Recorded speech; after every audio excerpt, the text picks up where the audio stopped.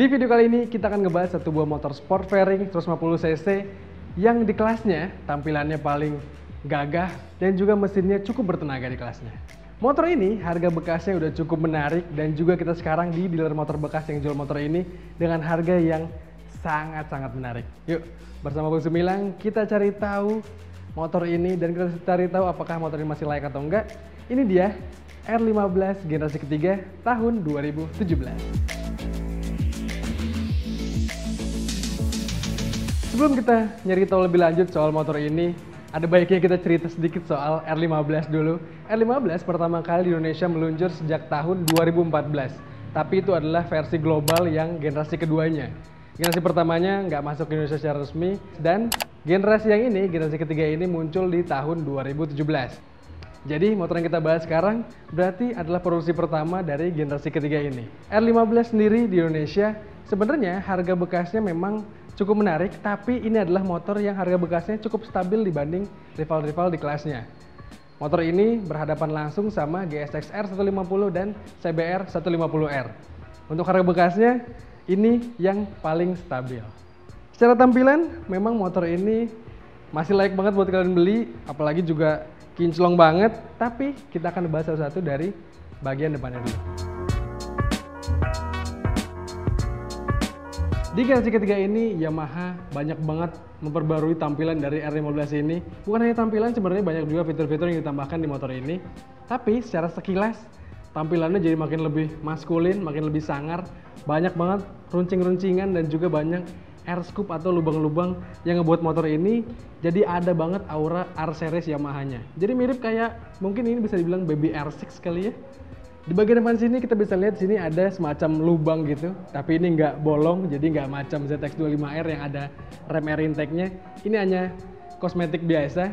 Lalu di sini juga di kiri kanannya bisa dilihat sini ada dua buah headlamp yang bentuknya meruncing, menyipit banget, dan pastinya karena ini motor tahun 2017 jadi generasinya terbarunya udah pakai model lampu yang LED. Tapi untuk lampu sennya di kanan kiri juga terpisah masih bohlam halogen biasa. Tapi rasanya sih kalau kalian beli dan kalian modif bisa dipakein model lampu sen yang menempel dengan fairingnya ini. Jadi bakal lebih cantik tampilannya.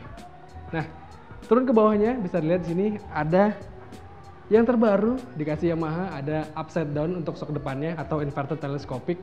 Dikasih clear warna hitam, beda dengan Yamaha Sabre yang clearnya warna emas. Kalau ini tampilannya lebih kalem, lebih nggak ngejreng-ngejreng. Lalu untuk bagian kaki depannya kita bisa lihat sini dia pakai pelek yang gambot banget. Peleknya ukuran 17 inci pastinya, dibalut sama ban aslinya ini IRC Roadwinner yang ukurannya 100/80. Tapi rasanya kalau kalian mau upgrade bannya ukurannya masih bisa masuk 120 kali ya. Masih belum mentok sama spakbornya karena jaraknya masih lumayan agak lebar. Tampilannya bakal lebih sangar. Dari depan tampilannya seperti ini. Pasti yang paling mencolok adalah tampilan dari upside down-nya dan juga bentukan fairing depannya yang sangar kelihatannya. Kalau menurut gue sih oke di depan sini. Sekarang kita lihat aja bagian sampingnya. Tampak sampingnya R15 ini yang tadi gue bilang dapat banget aura R series-nya. Di sini banyak banget ornamen-ornamen yang membuat motor ini kelihatan aerodinamis dan juga kelihatan layaknya baby moge. Di bagian belakang sini kita bisa lihat ada semacam lubang yang ngebuat motor ini jadi tampilannya aerodinamis banget. Di depan juga fairingnya jadi lebih sangar, meruncing-runcing gitu. Dan di balik fairingnya ini ada mesin lumayan besar yaitu 155,1 cc. Mesin ini udah pakai VVA atau Variable Valve Actuation. Mesinnya SOHC, 4 klep. Dan juga mesin ini bisa menghasilkan tenaga sebesar 19,04 daya kuda di putaran mesin 10.000 rpm. Untuk torsinya, mesin ini bisa mencatatkan angka di 14,7 Nm di putaran mesin 8.500 rpm. Mesin ini cukup bertenaga dibanding rival-rivalnya, dan juga mesin ini karena udah pakai VVA atau Variable Valve Actuation itu, jadi rasanya tarikannya di tengah ke atas dia semakin bertenaga dan juga semakin nyaman dipakai riding. Jadi motor ini rasanya kalau dipakai di sirkuit juga masih oke nih. Nah, terus di sini kita naik ke bagian atasnya, kita lihat ini adalah kondom tangki yang desainnya juga cantik banget. Ada ornamen semacam sirip gitu di bagian sini yang ngebuat motor ini jadi tampilannya makin kece lagi. Tapi di balik kondom tangkinya ini tangki aslinya hanya kecil dan berkapasitas 11 liter bensin. Untuk bagian stang nanti kita akan bahas. Untuk bagian joknya lumayan lebar, jadi kalian bisa ngatur posisi duduknya, mau yang maju untuk posisi agak tegak dan mundur untuk posisi agak menunduk. Namanya motor sport fairing, jadi untuk posisi jok penumpangnya dibuat nggak terlalu lebar dan juga lumayan tipis. Jadi rasanya motor ini enak dipakai solo riding.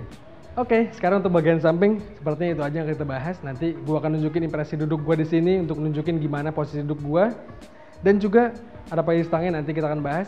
Sekarang kita bahas dulu bagian belakangnya. Tampak belakangnya adalah bagian yang paling gue suka dari R15 ini. Karena dari belakang sini jadi makin kelihatan ini ada kisi-kisi atau lubang yang tadi gue kasih tahu di bodi sampingnya ini.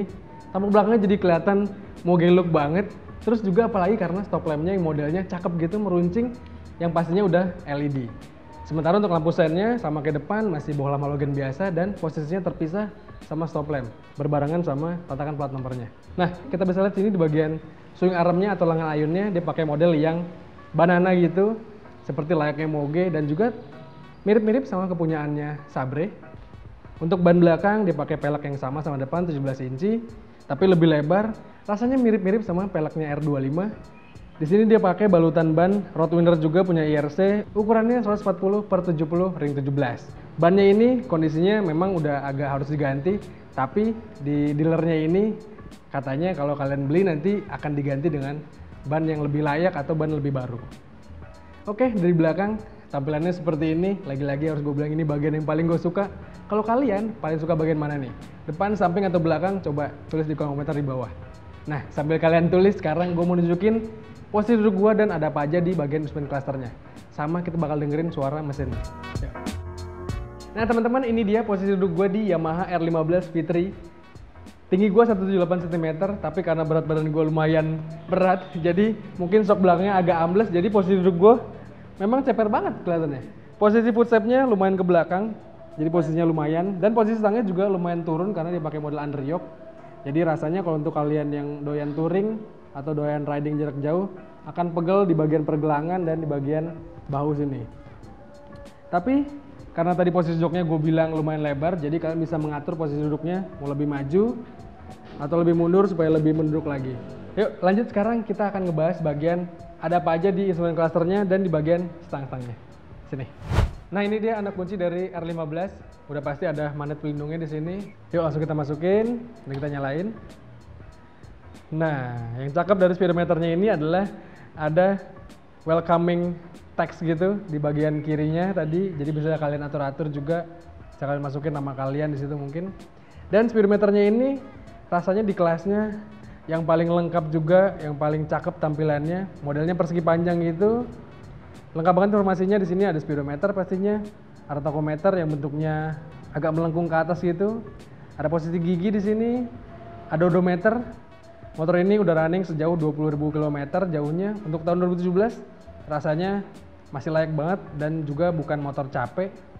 Di bagian kanannya ada fuel meter dan juga ada lampu-lampu indikator di bagian kirinya. Yang menarik di motor ini, di bagian atasnya sini ada shift light. Fitur kayak gini cuma ada di GSX series. Sementara kalau untuk CBR, rivalnya satu lagi belum ada. Nah itu dia tadi bagian instrumen clusternya. Sekarang kita lihat bagian kiri stangnya ada apa aja.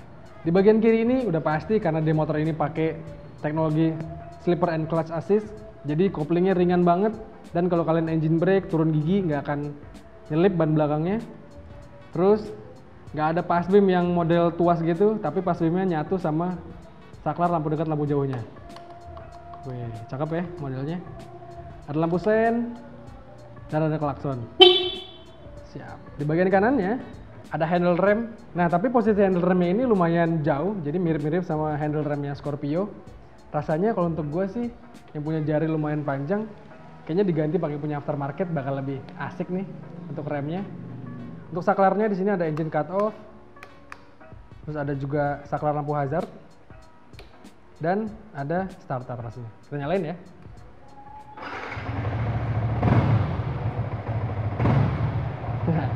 Kedengeran suara stasionernya atau suara langsamnya masih oke. Tapi kalian nanti kalau beli motor ini harus nyobain dulu gimana impresi ridingnya. Kalau menurut gue sih motor ini masih layak banget buat kalian pertimbangkan untuk kalian beli. Nah, motor ini walaupun motor pembuatan tahun 2017, tapi surat-suratnya tahun 2018. Jadi kalau kalian beli motor ini sekarang, pajak tahunannya masih sampai bulan Januari tahun depan, dan juga pajak 5 tahunannya masih sampai Januari 2023. Dan untuk harganya, motor ini dijual dengan harga 21 juta rupiah, masih nego, dan kalian bisa dapatkan di R&D Motorsport. Nanti alamat lengkapnya dan juga nomor teleponnya gue sertakan di kolom deskripsi di bawah. Jadi gimana nih menurut kalian? Kira-kira apakah dengan budget 20 jutaan layak nggak sih beli R15 bekas tahun 2017? Atau mending beli GSX atau CBR sekalian? Coba sampaikan di kolom komentar di bawah. Terus nih, thank you banget buat Mas Angga Jonathan dan R&D Motorsport yang udah ngasih kita kesempatan buat nge-review motor bekas yang mereka jual. Dan juga thank you banget buat kalian semua yang udah nonton video ini sampai habis. Jangan lupa tadi buat komen, like, share, dan subscribe channel Pas Buka Otomotif. Gue pamit, ciao!